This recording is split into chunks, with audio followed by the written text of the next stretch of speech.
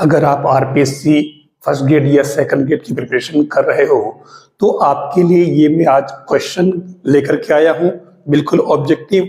कैसे इनको short trick से सोल्व करते हैं और क्विक आंसर तक पहुंचते हैं आपके आरपीएससी फर्स्ट ग्रेड और सेकंड ग्रेड के एग्जाम के लिए ये क्वेश्चन बहुत ज्यादा इंपॉर्टेंस रखते हैं। देखिए क्वेश्चन दे रखा है आपके सामने और इसकी वैल्यू इसने पूछी है और एक क्वेश्चन वेक्टर का है और इसके अंदर भी खास तौर से क्या है, ट्रिपल प्रोडक्ट वाला है। अब यहाँ ऐसे क्वेश्चन को सोल्व करने के लिए क्या है, सीधा सीधा आपको अगर यूज करें तो आप एक एक को 3 पार्ट दे रखे, एक एक को सोल्व कर लें।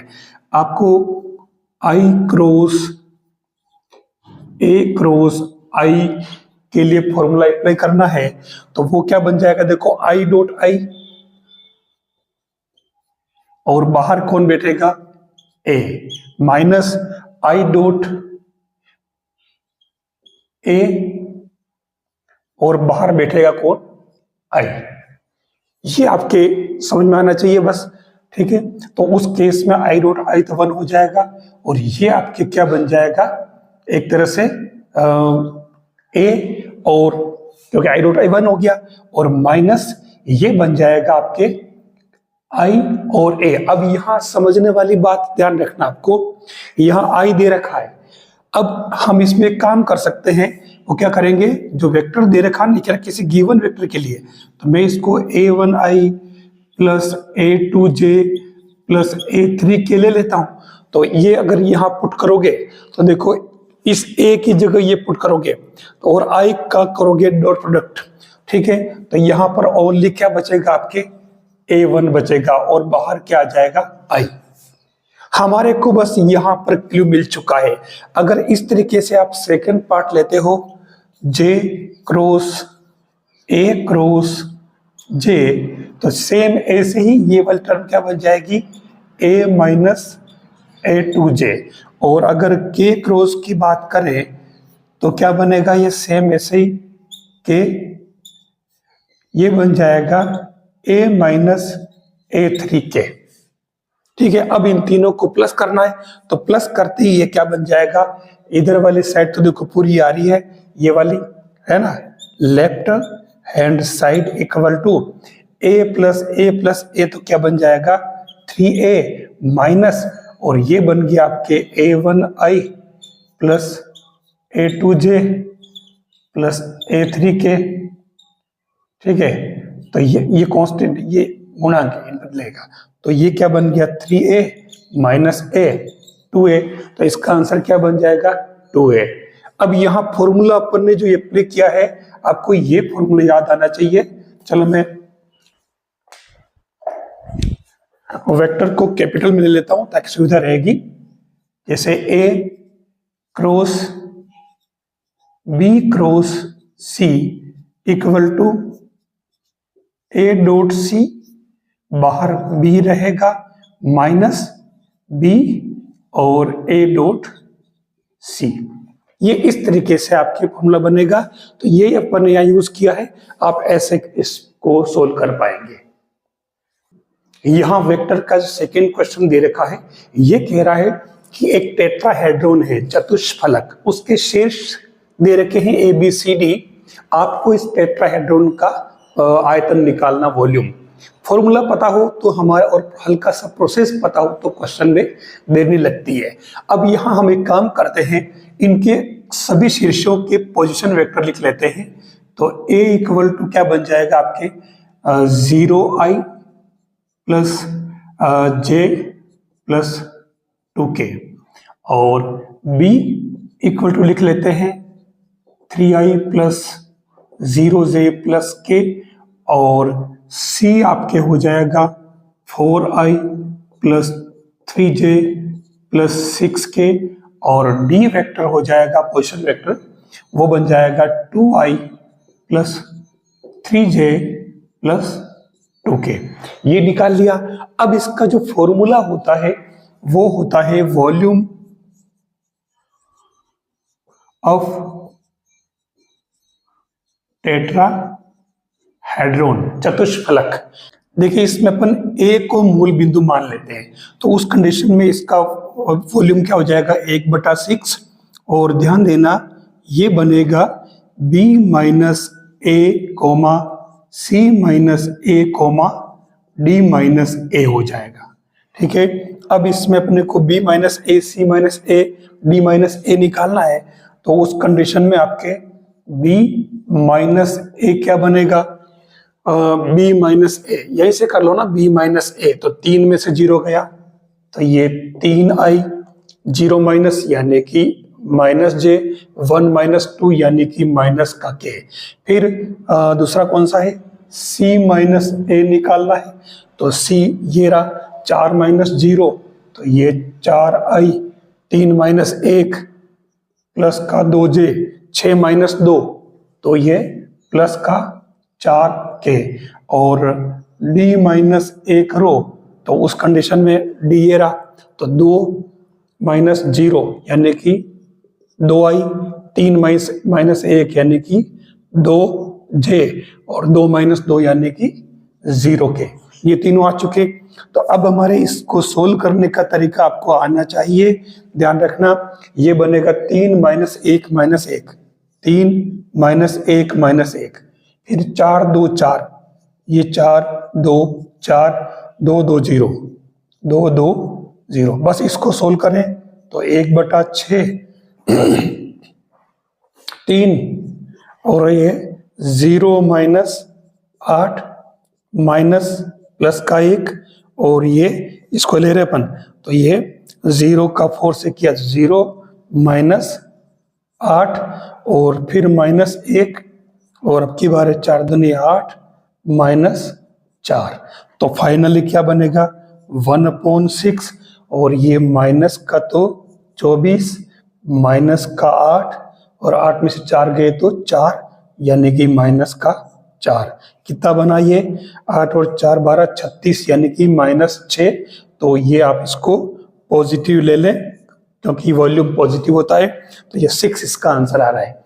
ये आपको इसमें ध्यान रखना है। अब इसी में एक बात ध्यान रखना, ये तो 4 कोर दे रखी, इसके 4 शीर्ष दे रखे हैं। अगर इसी में ये 3 समांतर फलकों की कोरें अगर दे रखी होती साइड्स एज, तो उस कंडीशन में 3 पॉइंट दिए होंगे, तो वहां आपको जो फॉर्मूला अप्लाई करना है वो आपकी क्या लगेगा, 1/6 इंटू ये इस प्रकार से बड़े उसमें आएगा ABC, ये इसमें उस समय लगेगा फॉर्मूला। यहां देखिए 2D का क्वेश्चन आ गया है लाइन का, कितना प्यारा क्वेश्चन है। क्वेश्चन की लैंग्वेज को समझे, ये कह रहा है कि एक लाइन है x plus y minus 3 equal to 0। इस लाइन पर वो पॉइंट बताना है जो इस पॉइंट से बिल्कुल शॉर्टेस्ट डिस्टेंस पर हो। अब ये कंडीशन कैसे बनेगी, देखो सपोज इस लाइन की अगर अपन बात करें तो ये जो लाइन बनेगी आपके x इक्वल टू 3, यानी कि ये इस तरीके से ये आपके लाइन बन जाएगी। ठीक है, ये 0 और 3 0 बन जाएगा ये वाला पॉइंट, और ये 0 3 बन जाएगा। तो ये लाइन हमारे पास में आ जाएगी x प्लस वाई माइनस 3। अब ये कह रहा है कि इस लाइन पर एक ऐसा पॉइंट लेना है जो इससे न्यूनतम दूरी पर हो, शॉर्टेस्ट डिस्टेंस पर। तो अब आप देखो कि ये पॉइंट क्या होगा 3 माइनस 2, तो पक्की बात है ये इसी में इस क्वाड्रेंट में होगा। तो मान लो ये पॉइंट अगर यहाँ है, ये इसको P नाम दे दें, 3 माइनस 2। अब ये पॉइंट यहां पर है, तो समझने वाली बात है कि इस पॉइंट की इस लाइन से शॉर्टेस्ट डिस्टेंस क्या होगी, वो यहां से परपेंडिकुलर डिस्टेंस बनेगी ना, वो वाली, ये 90 डिग्री बनेगा। अब इस पॉइंट से ये शॉर्टेस्ट डिस्टेंस पर होगा। अगर अपन इसको अल्फा बीटा मान लें तो ये पॉइंट जो है इस लाइन पर है, तो देखो आप एक इक्वेशन बन गया alpha plus beta equal to 3। अब क्योंकि ये लाइन, इसको अगर अपन L1 नाम दे तो L1 परपेंडिकुलर टू L होगी, तो उस कंडीशन में आपके M1 M2 इक्वल टू -1 होगा। तो उस केस में हम इस लाइन का इक्वेशन कैसे फाइंड करें, जो इसके लंबवत है। तो मैंने आपको बता रखा है कि इसको वाली यूज करो, भले आप यूज कर लो कि बीच वाले प्लस को माइनस करो y, और कांस्टेंट को कुछ आप k मान लो 0। अभी ये लाइन L1 3 - 2 से पास हो रही, तो 3 + 2 + k = 0। तो ये आपके k इक्वल टू क्या आ जाएगा, -5। यानी कि आपकी लाइन क्या आ जाएगी, अल्फा माइनस बीटा के इक्वल टू -5, तो ये 5। आप इक्वेशन 1 और 2 को सोल्व करो, जहाँ इंटरसेक्टिंग पॉइंट आ जाएंगे, तो इस और ये बीटा से beta cancel, 2 alpha equal to 5 और 3 8, ठीक है। तो ये अल्फा इक्वल टू 4 और माइनस करो तो ये beta 2 beta b equal to minus का 2, यानी कि बीटा इक्वल टू -1।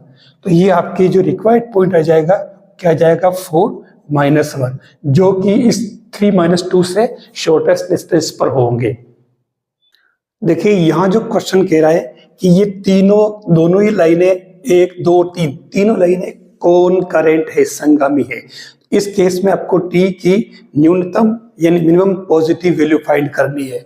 हमें इसके लिए क्या करना पड़ेगा, ये जो रिलेशन दे रखा है, इस रिलेशन में ये दोनों वैल्यू x और y की वैल्यू पुट कर देनी है, तो y इक्वल टू हो जाएगा, इसमें पुट कर रहे हैं अपन y वाले में, तो ये माइनस का 16 अल्फा और x की जगह आपके क्या आ जाएगा, t प्लस अल्फा।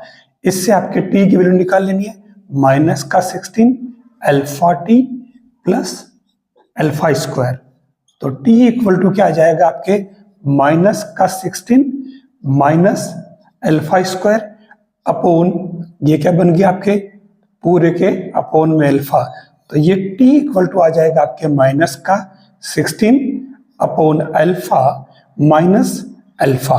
t का फंक्शन आ गया अल्फा में।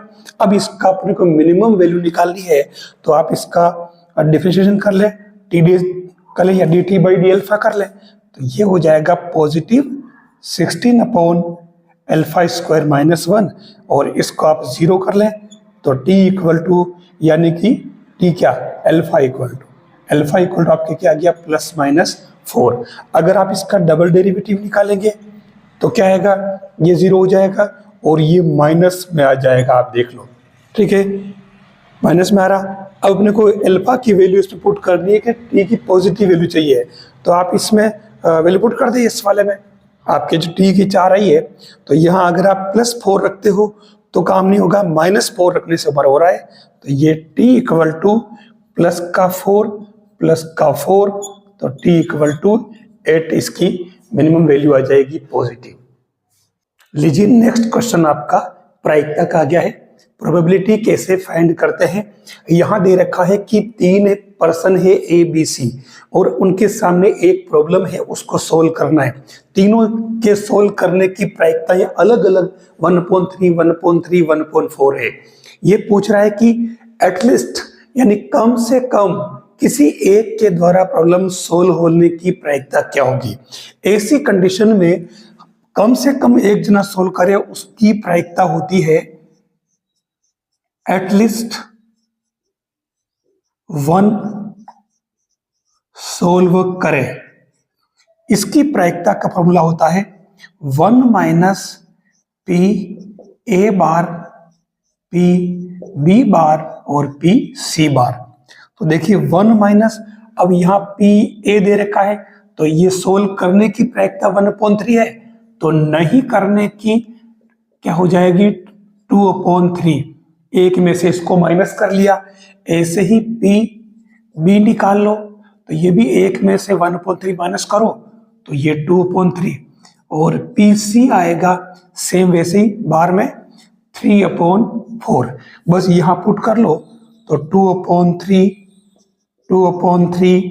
और 3/4। देख लीजिए 4 से 4 कैंसिल, 3 से 3, 1 - 1/3 यानी कि 2/3 इसकी रिक्वायर्ड जो है आंसर है वो आ जाएगा।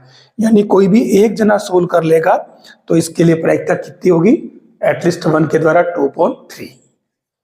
अब देखिए यहां पर ए और बी के पक्ष या विपक्ष में संयोगानुपात दे रखा है, तो ये कह रहा है कि ए और बी के रेस जीतने की प्रायिकता क्या होगी।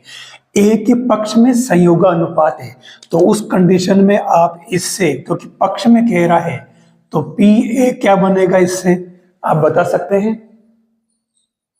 यहां पी ए बनेगा 2 बटा क्या होगा 3 नहीं होगा, इन दोनों का सम होगा, ध्यान देना।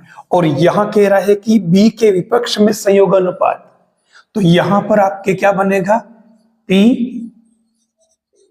बी, नहीं, पी बी बार बनेगा। ठीक है, तो पी बी बार क्या बनेगा, 4/4 और 1 5। ये आपको ध्यान रखना होगा। हमने पी ए निकाला और पी बी बार दे रखा। अब इसका जो आंसर बनेगा जो पूछा है वो बनेगा 1 minus P A bar P B bar. तो 1 माइनस पी बी बार तो आपके पास में दे रखा है 4/3 ने। पी ए बार निकालना है तो इससे पी ए बार निकाल लो, कोई फर्क नहीं पड़ रहा। 1 माइनस पी ए यानी कि 1 माइनस 2/5, तो ये हो जाएगा 3/5। तो ये 3/5, तो 3 से 3 कैंसल, 1 माइनस 4/5, तो 5 में से 4 गए 1, तो 1/5, यानी कि जो रिक्वायर्ड आंसर है वो 1/5 हो जाएगा। ये संयोग अनुपात वाला क्वेश्चन ठीक से आप समझ लें किस तरीके से किया जाता है, इसका कैसे यूज होता है वो आप समझ लेना। बने रहिए, मैं नेक्स्ट क्वेश्चन लेके आता हूं, बहुत ही प्यारा। देखिए अब की बार इसने अलग तरह का क्वेश्चन पूछ लिया है इंटीग्रेशन का।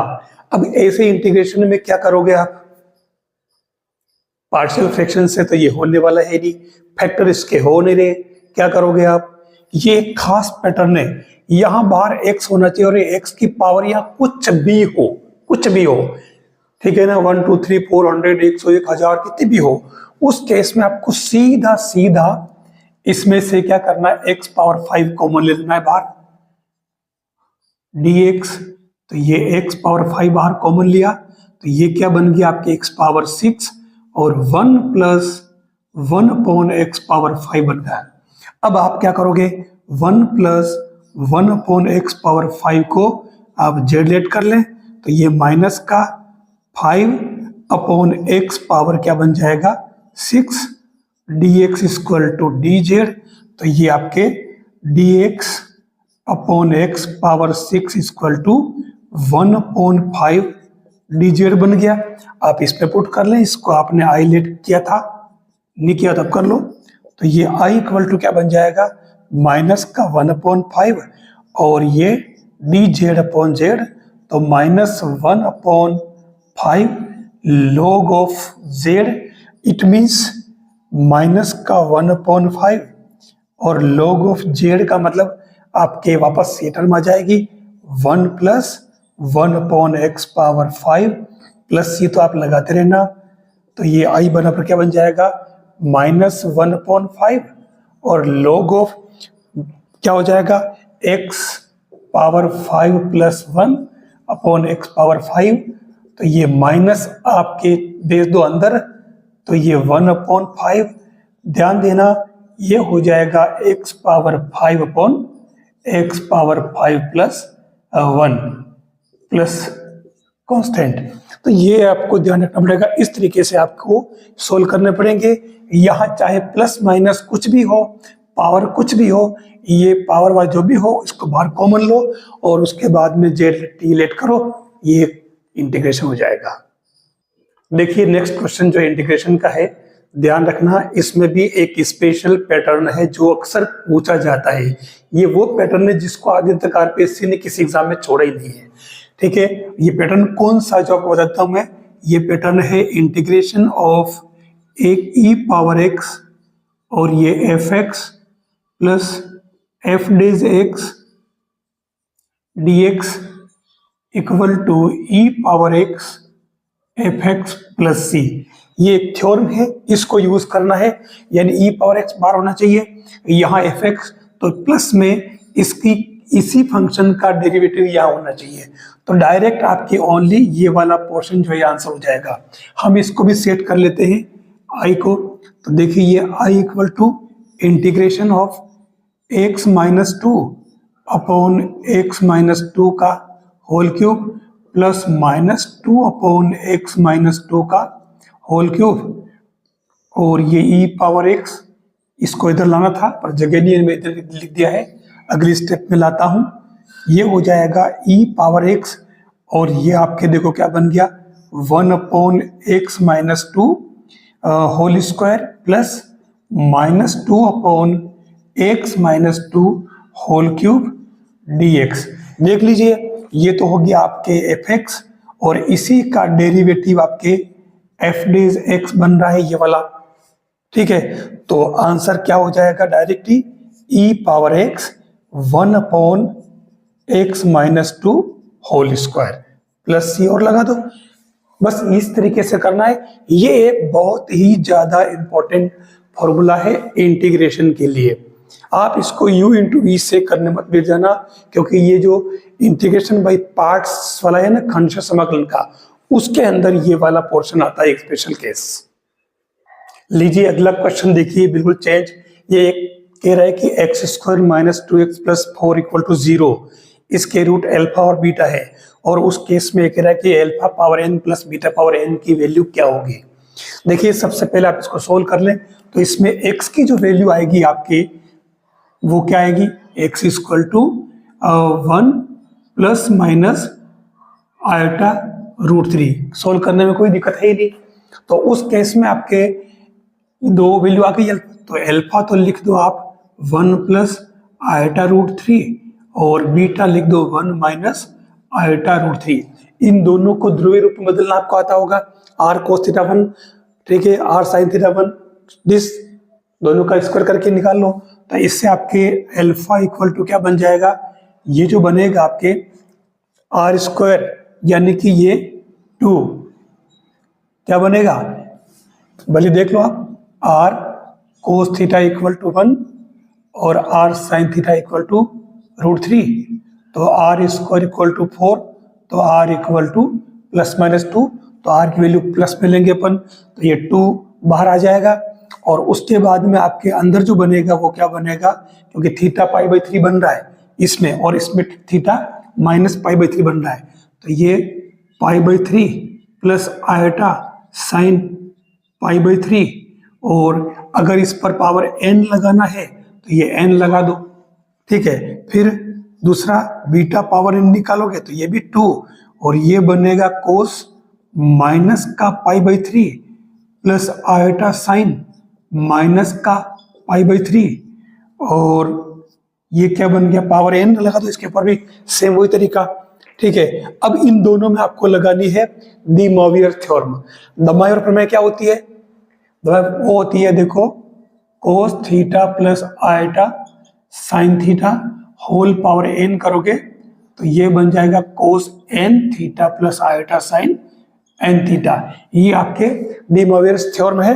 तो उस केस में ये n आगे आ जाएगा, तो ये अल्फा पावर n आपके क्या आ गया, 2 पावर n, और अंदर क्या बना, cos n π/3 plus iota sine n π/3, और यहाँ बीटा पावर n निकालोगे तो 2 इंटू ये कोस माइनस का n π/3 plus iota sine minus का n π/3।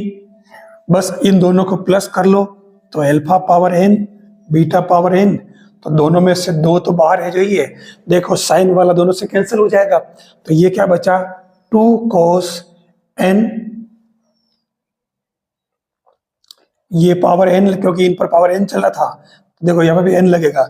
ठीक है, तो ये cos n π/3, यानी कि फाइनली आंसर क्या आया, 2 power n plus 1 cos n π/3। ये इसका रिक्वायर्ड आंसर हो जाएगा।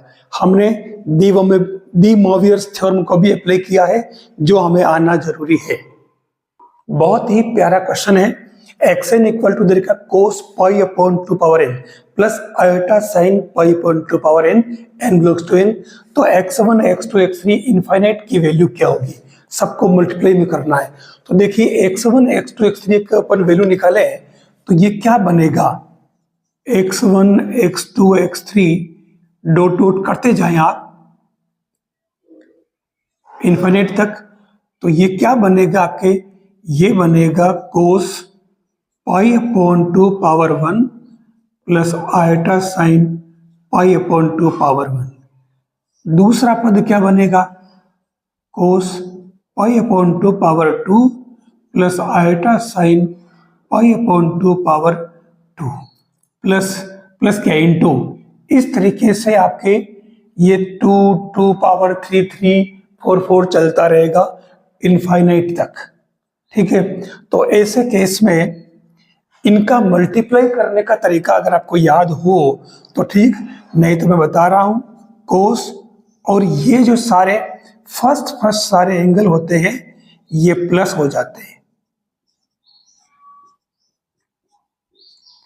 π/2 power 3 plus dot dot dot, और ये इनफाइनाइट प्लस आयटा साइन, और सेम ऐसे ही यहां पर भी बनेगा 2 power 2 plus π/2 power 3 plus infinite. ये आपके क्या बन जाएगी, अनंत गुणोत्तर श्रेणी का योगफल, और वो फॉर्मूला होता है S infinite equal to A upon 1 minus R. तो ये क्या बन जाएगा आपके, कोस तो बाहर अपनी जगह रहेगा, और ए यानी कि प्रथम पद π/2, 1 माइनस सार्वनुपात, आर सार्वनुपात है तो ये पहले वाले का दूसरे में भाग लगाओ 1/2 plus iota sine, same condition π/2 1 minus 1/2, तो ये क्या बना कोस π/2 और 1/2, एक में से आधा गया तो ये 2 बन जाएगा 1 प्लस आयटा साइन, सेम यहां पर भी क्या बना आपके π/2 2/1, तो क्या बना ये बन गया आपके cos pi plus iota sine pi, तो कोस पाई की वैल्यू -1, साइन पाई की वैल्यू 0, तो ये आंसर कितना आ गया -1, यानी आपके इसकी फाइनली आंसर क्या आया -1।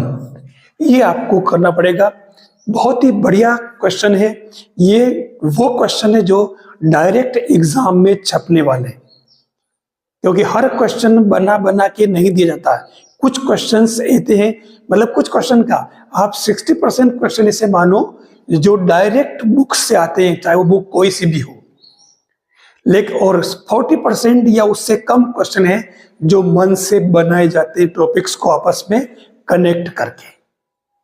यहां कह रहा है कि आपको डिफरेंशियल इक्वेशन बताना है, इसके लिए मतलब वो कौन सा डिफरेंशियल इक्वेशन है जिसका सॉल्यूशन ये है। ठीक है, तो यहां आपको क्या करना है, क्योंकि इसमें देखो दो जो कांस्टेंट है, इसका मतलब इसका जो डिफरेंशियल इक्वेशन बनेगा वो जो 2 ऑर्डर का होगा, डबल डेरिवेटिव वाला।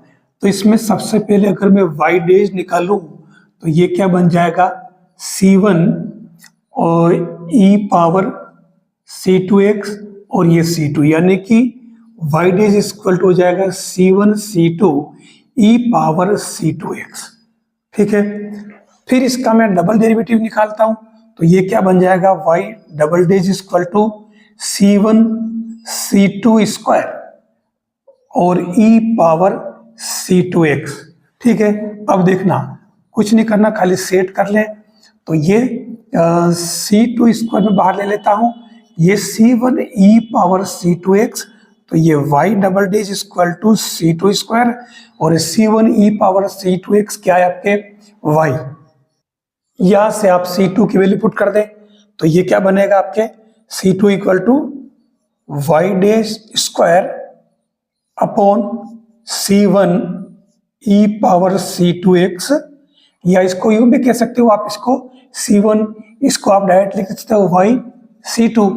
ठीक है, तो आप डायरेक्ट इसको भले ये यूज नहीं करके डायरेक्ट लिख दो आप c2 की जगह, क्या बनेगा y dash square upon y square, और ये आपके डायरेक्ट ऑलरेडी क्या है y, तो y double dash equal to आपके एक y तो कैंसिल हो गया और ये y dash square upon y बन रहा, तो क्या बना ये बन जाएगा y double dash equal to y dash square. ये आपके फाइनल हो जाएगा। कुल मिलाकर के आपको इन्हीं को आपस में सेट करना होता है, कोई इसमें भारी काम नहीं है। ध्यान ही रखना है कि c1 c2 दो कांस्टेंट है, दो डबल डेरिवेटिव वाला डिफरेंशियल इक्वेशन बनेगा इसमें। देखिए यहां जो क्वेश्चन दे रखा है इसने सॉल्यूशन बताना आपको इसमें, तो इस सीधे सीधा क्वेश्चन डाल दिया इसने, आप y को उधर भेज दो, हटा दो इसको, तो ये क्या बन जाएगा, y dx minus x d y equal to 0। तो ये क्या बन जाएगा, dx upon x equal to d y upon y. तो log of x plus log of c equal to log of y। तो ये क्या बन जाएगा, c x equal to y, यानी y equal to c x, जो कि एक लाइन को इंडिकेट करता है।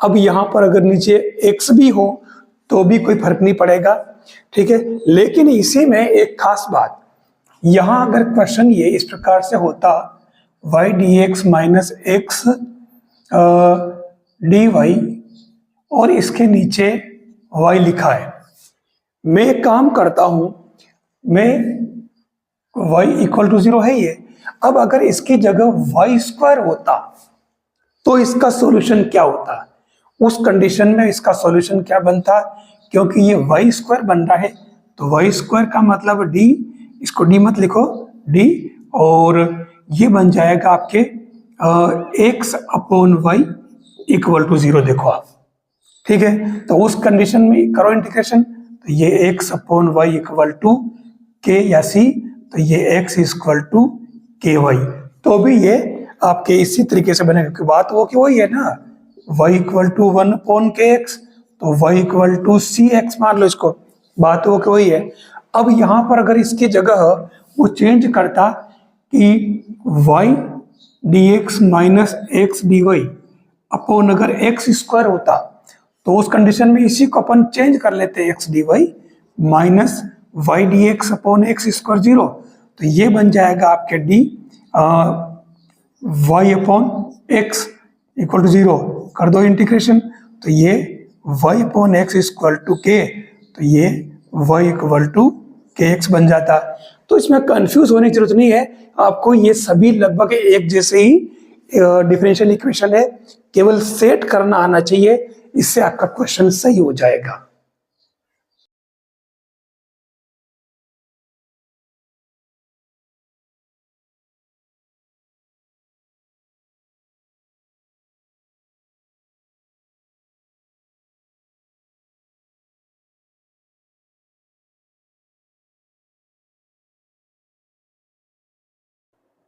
तो साथियों, आरपीसी फर्स्ट ग्रेड हो या सेकंड ग्रेड हो, ये जो मैं क्वेश्चंस आज ले रहा हूं, ये मिक्स क्वेश्चन की सीरीज है और इसमें वही क्वेश्चन ले रहा हूं जो अभी तक पिछले वर्षों में आरपीसी फर्स्ट ग्रेड हो या सेकंड ग्रेड हो उसके अंदर पूछे गए। देखिए, सबसे पहला क्वेश्चन जो लिखा है मैंने यहाँ दे रखा, देखो 2i के जे 2i, इसकी वैल्यू क्या होगी, प्लस में दे रखे हैं। अब इसमें केवल एक ही फॉर्मूला जो काम आता है, सीधा सीधा, वो फॉर्मूला क्या है, अगर आपको याद आ रहा हो तो जनरली हम जो लिखते हैं ए बी सी बड़े ब्रैकेट में वेक्टर के लिए, तो इसका जो फॉर्मूला बनता है वो क्या बनता है आपके, ए डॉट बी क्रॉस सी, ये इसका फॉर्मूला बनता है।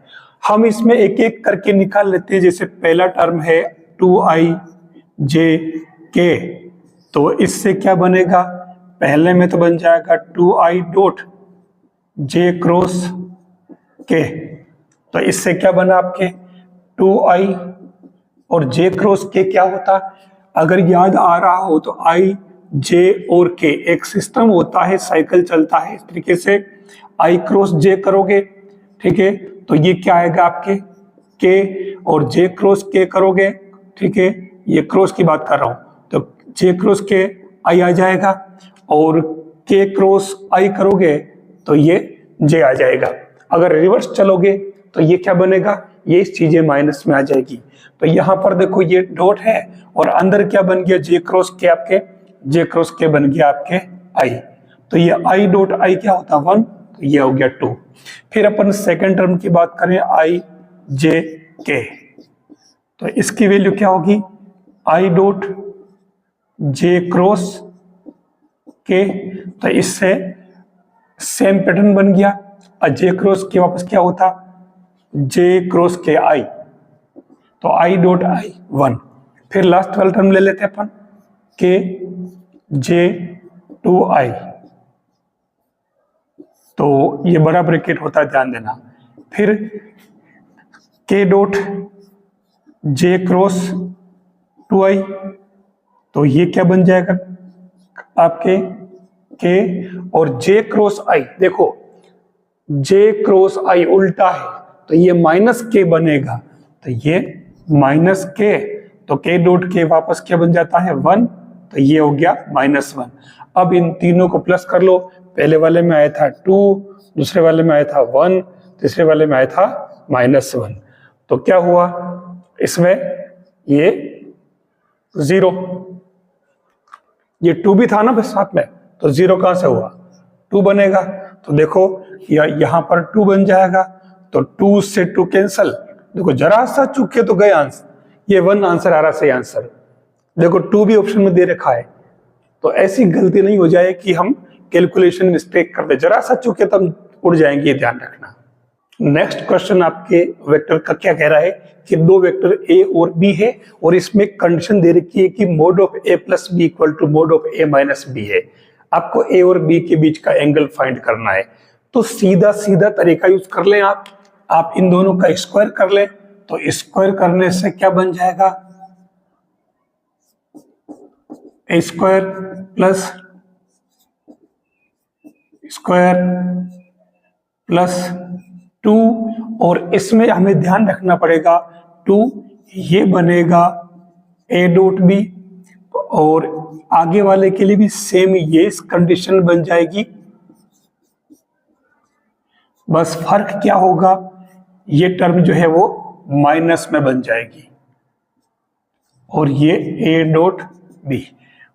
आप देख लो कैंसलेशन लॉ से आपके ये उड़ जाएंगे, तो ये क्या बन जाएगा, आप ये उधर इक्वल था इधर ले आओ इसको, तो ये 4 और a dot b equal to 0, तो ये आपके a डॉट बी 0 कब होता है, जब a परपेंडिकुलर हो b के, या यूं भी कह सकते हो इसको कि a b cos थीटा इक्वल टू 0 मोड में आ जाएगा ये, तो ये 0, a और b तो 0 है नहीं, तो उस कंडीशन में आपके cos थीटा 0 होगा, तो थीटा इक्वल टू π/2, तो a और b के बीच में एंगल क्या है π/2। एक छोटा सा प्यारा सा क्वेश्चन दिया है बिल्कुल टेक्निकल। अब यहाँ कह रहा है कि एक पैराबोला है y square equal to x, ये कह रहा है कि इन चारों ऑप्शन में से कौन सी जो लाइन है वो इस पैराबोला की टेंजेंट है, स्पर्श रेखा को इंडिकेट करता है, उसका प्रतिनिधित्व करता है, और कुछ दिया भी नहीं। देखो अब यहां करोगे क्या, अगर आपको याद हो तो पैराबोला जो होता है मानक रूप में y square equal to 4ax, और एक line y equal to mx plus c। अब दो चीजें मैं लाया कहां से, क्योंकि पैराबोला का जो मानक रूप होता है ये जिसका अक्ष एक्स एक्सिस हो और एक सरल रेखा है जो इसकी स्पर्श रेखा की बात कर रहा है, तो जो ऑप्शन में दे रखा है वो सारी इस फॉर्म में है, ठीक है। अब ये इसकी स्पर्श रेखा हो तो उसके लिए अपन क्या करते हैं, y की वैल्यू पुट करके और m में द्विघात समीकरण बना लेते हैं, और उससे हम इसमें b square equal to 4ac वाला शर्त लगाते हैं, मूल समान होने वाली शर्त, तो उस केस में हमारे c इक्वल टू आता है a अपॉन m, ठीक है। अब c equal to a upon m आ रहा है, तो हम इसमें क्योंकि जो आंसर दे रखा है वो m की फॉर्म में है, तो हमें चाहिए क्या, हमें केवल a की वैल्यू चाहिए। तो अब यहां से देख लो, आप इसको इससे कंपेयर करें तो यहाँ 4a की वैल्यू क्या है 1, तो ये आपके 4a equal to 1, a equal to 1 upon 4, तो उस केस में आपके ये जो स्पर्श रेखा का समीकरण ढाल रूप में बनता है y इक्वल टू mx, और c की वैल्यू अपन यहाँ a अपॉन m पुट करते हैं, तो y इक्वल टू mx और a की वैल्यू 1 अपॉन 4 है, तो ये 1 अपॉन 4m, ये ही टेंजेंट का इक्वेशन बनेगा। कितना प्यारा क्वेश्चन दिया है, जो कुछ दिया वो सब कुछ इसी में से है, और हम जो जानते हैं वहीं से इसने पूछा है, ठीक है। पर शर्त ये कि पता तो होना चाहिए कि पैराबोला का ढाल रूप में इक्वेशन क्या होता है और स्पर्श की कंडीशन अलग अलग क्या होती है, सब हमें पहले से पता होना जरूरी है। देखिए पैराबोला का जो क्वेश्चन दिया है इसमें कह रहा है कि उस पैराबोला का इक्वेशन फाइंड करना है जिसका वर्टेक्स तो है आपके 2 0 और फोकस यानी नाभि है 5 0। अब इसमें आप करोगे क्या, देखिए पैराबोला का इक्वेशन में मान लेता हूं, माना कि y square equal to 4ax। अब आप कहोगे कि ये कैसे मान लिया, क्योंकि इसमें साफ साफ दे रखा है कि नाभि और शीर्ष दोनों जो दे रखे, इस हिसाब से अपन कह सकते हैं कि आपका पैराबोला जो है वो मानक रूप में ही है, इसी रूप में जिसका अक्ष एक्स एक्सेस है। ठीक है ना, ये आपको ध्यान रखना पड़ेगा। अब फर्क क्या है कि यहां पर वर्टेक्स जो इसने दिया है वो थोड़ा डिस्टेंस पर दे दिया, वर्टेक्स शीर्ष तो इसका 2 0 पर है, ये 2 0 और फोकस इसका है यहां पर, ये वाला पॉइंट 5 0। तो जो आपका पैराबोला बन रहा है वो इस तरीके से बन रहा है और ये आपके क्या बन जाएगा, नाभिलंब, ये आपके नाभि हो गई, तो ये शीर्ष बन जाएगा। तो ये आपके शीर्ष और इनके बीच की डिस्टेंस अपन निकाल लेते हैं, एस वो क्या हो जाएगी 5 minus 2 whole square plus 0 minus 0 whole square, तो ये कितनी आ गई 3। ठीक है, ये डिस्टेंस हमारे पास में आ चुकी है। अब क्योंकि शीर्ष ऑलरेडी यहां से मूल बिंदु से 2 की दूरी पर है, तो उस कंडीशन में हमारे x जो होगा वो हो जाएगा x माइनस 2। ठीक है, और यहां a जो आया 4a वो आपके कितना आ रहा है, ये a आपके आ रहा है क्योंकि नाभि सूर्य है ना ये वाली, तो ये आपके a की वैल्यू जो आई आपके वो 3 आ गई। रियल में ये आपकी a की वैल्यू आ रही है यहां से यहां तक, क्योंकि आप जानते हो कि ये जो होता है s, तो नाभि के कोऑर्डिनेट होता है a0, तो शीर्ष से नाभि के बीच की दूरी यही तो आपके a होता है। ठीक है, तो यहाँ a अपने 3 आ गया। अब उस केस में हमारा पैराबोला इक्वेशन क्या बन जाएगा, y square equal to 4ax। तो y स्क्वायर में क्योंकि x y एक्सेस में तो कोई चेंज है ही नहीं है, तो y इक्वल टू तो आपके y ही रहेगा, तो ये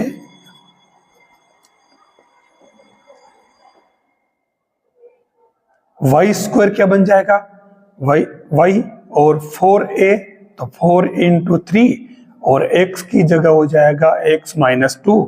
तो फाइनली क्या हुआ, ये हो जाएगा 12x माइनस गुणा कर लो अंदर 24 हो जाएगा। तो ये पैराबोला का रिक्वायर्ड आंसर आ जाएगा। क्वेश्चन पैराबोला का पूछा है और पैराबोला की वो सारी थ्योरी जो आप पढ़ चुके हो वही थ्योरी इसने यहाँ पे पूछी है। यहां कह रहा है कि प्रथम n प्राकृत संख्याओं का प्रसरण क्या होगा, और ये क्वेश्चन अक्सर पूछा जाता है। मैं पहुंच गया हूं स्टैटिस्टिक्स के अंदर, सांख्यिकी के अंदर। तो देखिए प्राकृत संख्याओं का प्रथम n प्राकृत संख्याओं का प्रसरण निकालना है, तो प्रसरण का जो फॉर्मूला होता है जिसको अपन बोलते हैं वेरिएंस, और उसको लिखते हैं सिग्मा स्क्वायर से, वो होता है 1/n sigma x square minus sigma x upon n का होल स्क्वायर। तो हम इसका तो डायरेक्ट लगा लेते हैं फॉर्मूला, क्या बनेगा 1/n, n into n plus 1 2n plus 1 upon 6 मान लो और नीचे 6 लिख दो, माइनस इसकी जगह n into n plus 1 upon 2, ये n अपनी जगह और ये होल स्क्वायर। दोनों फॉर्मूले अप्लाई कर दिए अपन ने। देखिए फॉर्मूले तो याद करने ही हैं आपको, तभी आप कर पाएंगे। अब इसमें n से n कैंसल, n से n कैंसल, मैं n प्लस 1 अपॉन दोनों में से 2 बाहर ले रहा हूं। ठीक है, 2 कॉमन आ रहा है, तो उस कंडीशन में अंदर यहां क्या बचा आपके 2n प्लस 1 अपॉन 3 माइनस यहां तो बचेगा n प्लस 1 ऊपर तो, और नीचे 2 ले लिया तो 2 यहां बच जाएगा कॉमन, कुल 4 था। अब यहां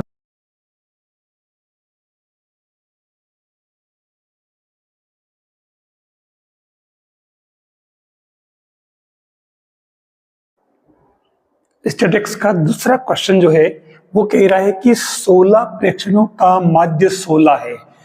एक बात तो इसने ये कही।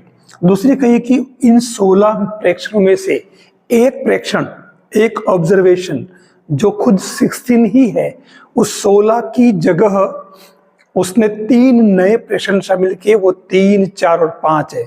तो न्यू मीन क्या होगा? अब यहाँ 2 केस बन रहे, पहला और दूसरा।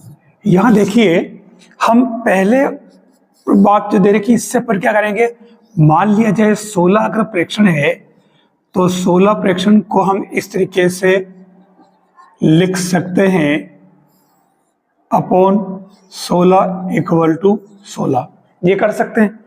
दूसरी बात जो आ रही है वो कह रहा है कि 16 एक प्रेक्षण है, ये 16 और इस 3 बार 16 है, तीनों अलग अलग चीजें। ये 16 एक उन प्रेक्षणों में से है जिसको इसने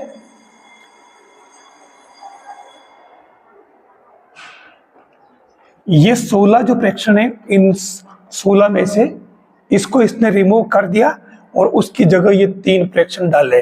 तो उस केस में क्या स्थिति बनेगी, x1 plus x2 plus x3 plus x16, फिर माइनस के 16 जिसको हटा दिया गया, और फिर प्लस कौन कौन होंगे, 3, 4 और 5, और अपॉन में कितने हो जाएंगे, 16 और ये 3, 19, 18 ही होंगे, 19 नहीं होंगे, क्योंकि 16 को हटा करके और 3 जोड़े।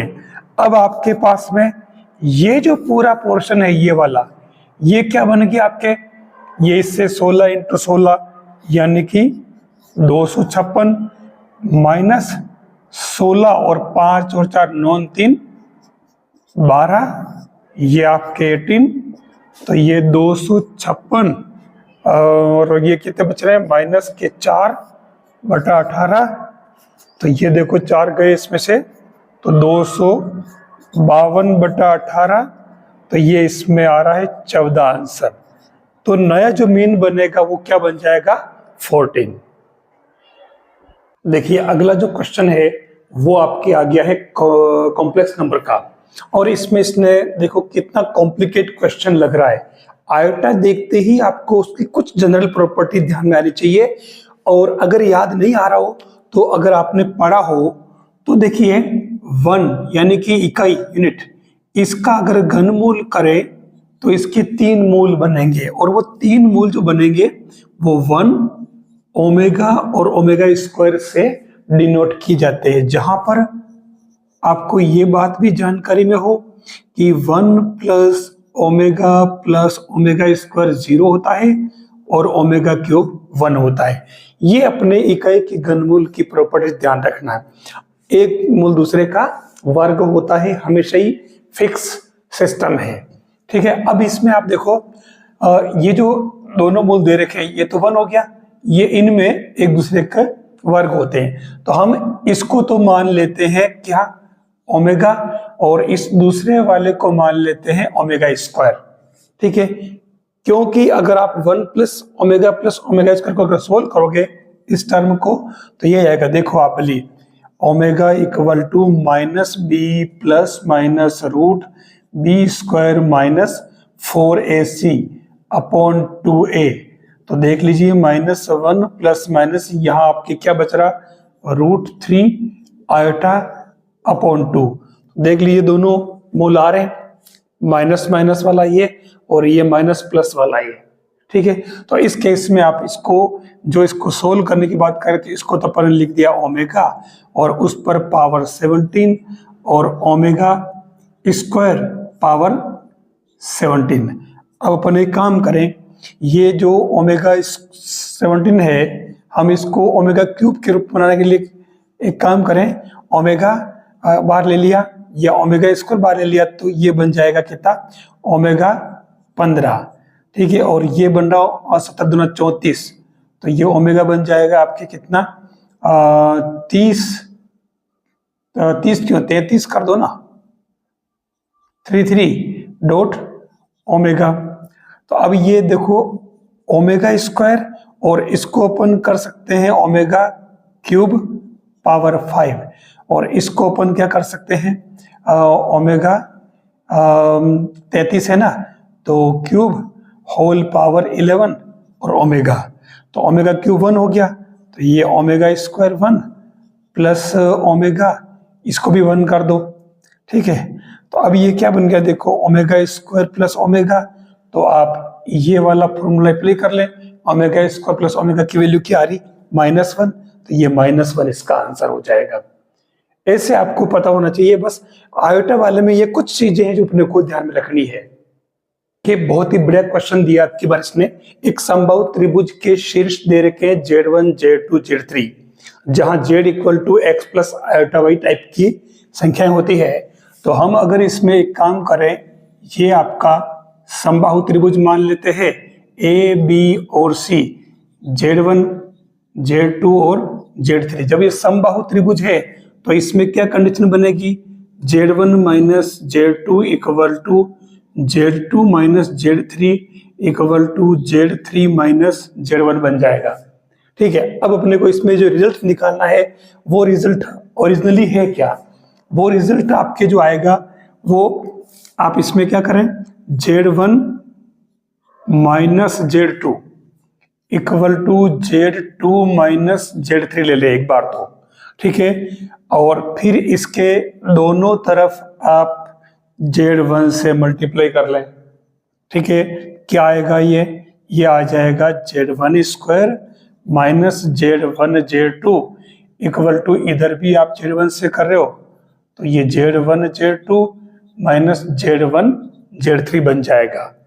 फिर एक तो अपन ने लिया ये वाला, फिर अपन सेकेंड पार्ट लेंगे इसके अंदर, तो सेकेंड पार्ट में क्या बनेगा देख लो, सेम अब की बार अपन Z2 से करेंगे, और इससे अगला वाला Z2 माइनस Z3, और दो ही तरफ मल्टीप्लाई Z2 से करेंगे, और Z2 माइनस Z3, तो अगला वाला Z3 से स्टार्ट करो, Z3 माइनस Z1, ठीक है। इससे आपके क्या आ गया, Z2 square minus Z2 Z3, और ये Z2 Z3 minus Z1 Z2, ठीक है।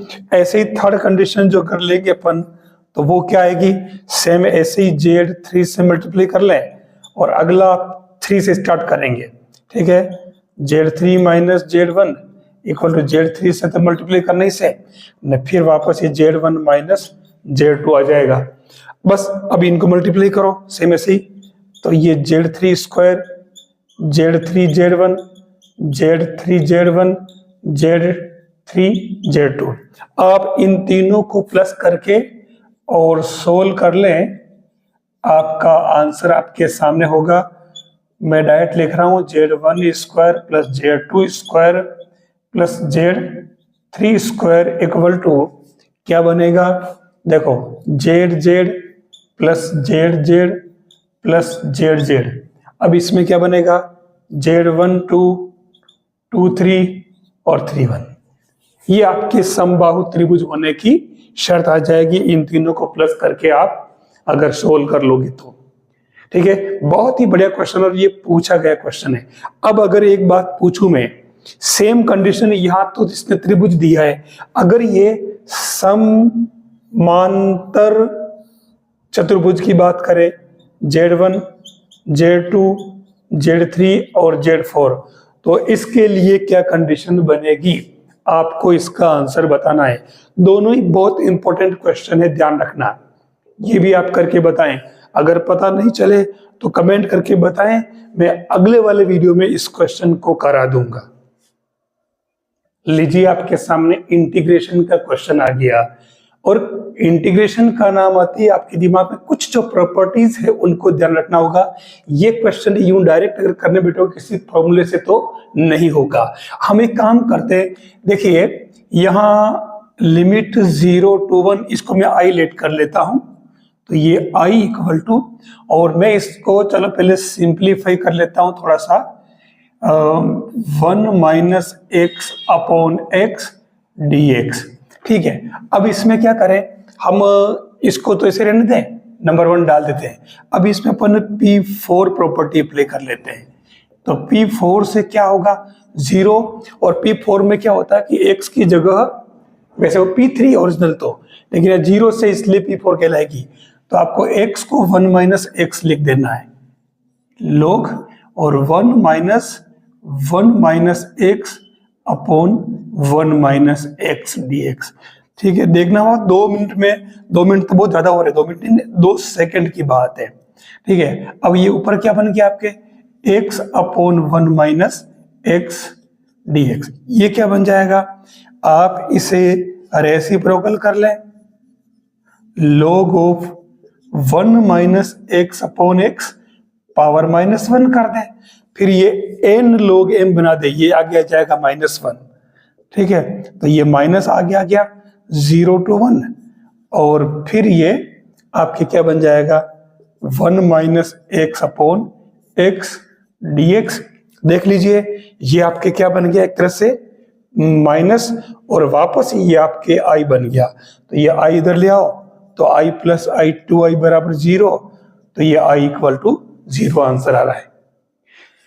इसी क्वेश्चन में यहाँ 1 की जगह इसने 2 बना करके आरपीएससी में 2-3 बार पूछा है। अगर ये वो 3 भी कर दे तो भी सेम कंडीशन बनेगी, 4 कर दे, 5 कर दे, a कर दे, लेमड़ा कर दे, सभी में सेम प्रोसेस रहेगा, आपको ये ध्यान रखना है। लीजिए, आपके ये इंटीग्रेशन का क्वेश्चन एक और अलग से आया दिया है, इसने कह रहा है कि आई एन इक्वल टू दे रखा 10 power N X 0 to π/4 limit है, तो आपको आई एन प्लस 1 की वैल्यू फाइंड करनी है। ठीक है, तो मैंने आई एन प्लस 2 की वैल्यू डायरेक्ट लिख दी। यहाँ पे देखो, केवल n की जगह हमें n प्लस 2 पुट करना है, और फिर इन दोनों को अपने को प्लस कर लेना है। तो प्लस करने के बाद तो केवल इंटीग्रेशन वाला ही तो मामला है, लिमिट दोनों में सेम होने से मैं दोनों को साथ ले लेता हूं, 10nx plus 10n plus 2x dx। तो ये क्या बन गया, लिमिट एज इट इज, और ये देखो 10nx बाहर आ जाएगा, और अंदर बचा 1 प्लस 10 स्क्वायर एक्स dx, तो ये बन गया 0 to π/4 10nx, और ये बन गया sec स्क्वायर एक्स dx।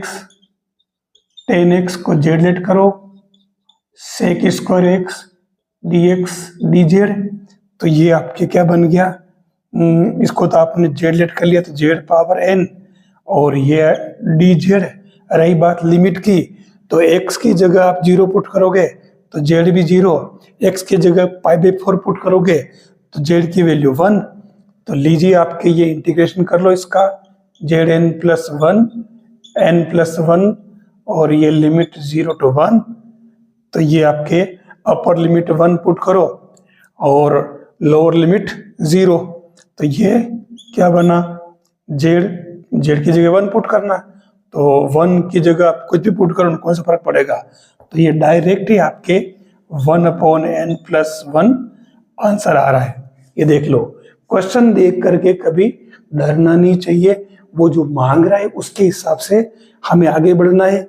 और अक्सर क्या होता है कि क्वेश्चन में वो वही बात पूछता है जो हम जानते हैं, बस शर्त ये कि हमें उनको आपस में एडजस्ट करना आना चाहिए ताकि हम आंसर तक पहुंच जाए। तो लीजिए, आपके सामने क्वेश्चन आ गया है किसका, ट्रिग्नोमेट्री का। यहां कह रहा है कि sec square tan inverse 2 plus cosec square cot inverse 3 की वैल्यू क्या होगी। ऐसे क्वेश्चन जब सामने आते हैं तो हम बड़े कंफ्यूज होते हैं, लेकिन हमें होना नहीं चाहिए। हम क्या करें, हम इस टर्म को सेट कर लेते हैं सेक, और फिर ये बन जाएगा देखो tan इनवर्स 2, और इस पूरे का अपन ने कर दिया होल स्क्वायर। सीधा सीधा वहां एग्जाम में दिमाग में आना चाहिए कि हमें करना क्या है, तभी आप क्वेश्चन तक पहुंच पाओगे। अब यहाँ tan इनवर्स 2 है, तो आपको मालूम है कि ये आपका कोई समकोण त्रिभुज, ठीक है, मान लो इसके लिए एंगल थीटा, तो tan इनवर्स 2 तो लंब बटा आधार, तो ये आपके क्या बन जाएगा √3। और इसमें कोट इनवर्स की बात करें तो इसमें कोई एंगल फाई ले लें तो ये आधार बटा हो जाएगा, तो ये आपके आधार और आधार बटा लंब, तो ये आपके कितना हो जाएगा √5। बस अब आपको करना क्या है, इसमें देखो 12√5 3 स्क्वायर कितना 9 + 1 है ना, तो ये कितना हुआ आपके √10 आ रहा है, √10। ठीक है, तो अब इसमें √10 कर दो, फर्क नहीं पड़ रहा है, ये √10 और ये आप क्या आ रहा है √5, दो डायरेक्ट कर दिया मैंने, मिस्टेक हो जाती है। तो अब ये क्या बन गया आपके, देखो सेक इनवर्स, और इसको आप सेक के अंदर कन्वर्ट कर लो 10 को, तो ये क्या बन जाएगा आपके, ये बन जाएगा 10, यानी कि सेक क्या बनेगा इसके, कर्ण बटा आधार, तो ये कर्ण बटा आधार, और बाहर आपका सेक है ये, ठीक है, और इस पूरे का होल स्क्वायर बन रहा है। फिर ऐसे ही सेम यहाँ ये कोसेक और कोसेक इनवर्स, और यहाँ क्या बन जाएगा √10, ठीक है, होल स्क्वायर। तो देख लीजिए यहाँ आपके √5 का स्क्वायर और ये √10 का स्क्वायर, कितना आ गया 15 आंसर। बस खाली सेट करो, कुछ नहीं है, और आप आंसर तक पहुंच जाओगे, कोई भारी काम नहीं है। क्वेश्चन, चलो इंटीग्रेशन वाला क्वेश्चन ले लेते हैं, अलग तरह का बिल्कुल देखो, और क्वेश्चन दिखने में भारी भरकम लगता है लेकिन है कुछ नहीं है। ये बन जाएगा e⁻log of x⁵, ये बन जाएगा e⁻log of x⁴, n log m वाले फॉर्मूले से, ये बन जाएगा log of x⁻³ minus e⁻log of x⁻² dx।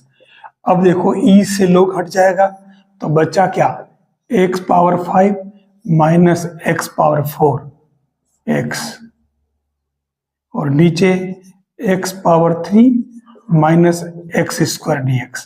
मतलब ऊपर से x4 कॉमन आ गया तो अंदर बचा x-1, नीचे x² कॉमन आया तो x-1, यानी कुल मिलाकर के फाइनली बचा क्या है x² dx। तो ये इससे क्या बन जाएगा x³ + c आंसर। देख लीजिए कितना सिंपल क्वेश्चन है और दिखने में बहुत ज्यादा कॉम्प्लिकेट लग रहा था।